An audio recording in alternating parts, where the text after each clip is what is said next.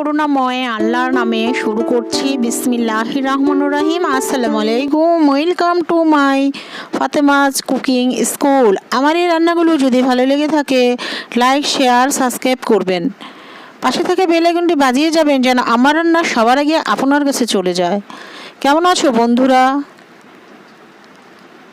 আলহামদুলিল্লাহ, আমি ভালো আছি। নিজে ভালো থাকি, অন্যকে ভালো রাখি, এবং তোমরাও নিজেরা ভালো থেকো, অন্যকে ভালো রেখো। বেশি বেশি করে আল্লাহর কাছে দোয়া করো যেন করোনা ভাইরাস আল্লাহ উঠিয়ে নেয়, এবং বেশি বেশি করে কোরআন পড়ো, নামাজ পড়ো, হাদিস পড়ো।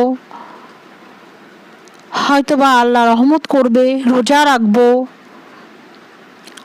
আর গরিব দুঃখীদের পাশে পাশে সামর্থ্য অনুযায়ী সহযোগিতা করার চেষ্টা করব। কারণ পরবর্তীতে দেশ যখন ভালো হয়ে যাবে, এই করোনা ভাইরাসটা থাকবে না, তাদেরকে দিয়েই আমরা আবার কাজ করাবো। অতএব তাদের দিকেও আমাদেরকে খেয়াল রাখতে হবে।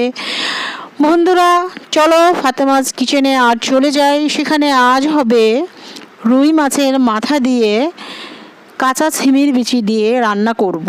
এটা আমরা মূলত মাছের মাথা বা গরুর মাংস অথবা মুরগির হাড্ডি দিয়ে রান্না করি। এই তো তেল দিয়ে পেঁয়াজ, কাঁচামরিচ, হলুদ, মরিচ, ধনিয়া ও আদা রসুনের পেস্ট অল্প একটু দিয়ে মাছের মাথা দিয়ে কষিয়ে নিয়েছি।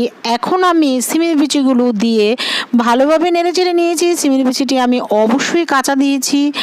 নেড়ে আমি পানি দিয়ে দিয়েছি, এবং সেই সাথে আমার রান্নাটি প্রায় হয়ে গেছে। আমি খুবই ভালোভাবে নেড়ে চেড়ে নিচ্ছি।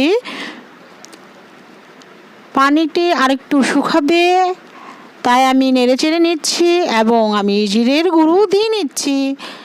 আসসালামু আলাইকুম, সবাই ভালো থাকো, আমিও ভালো।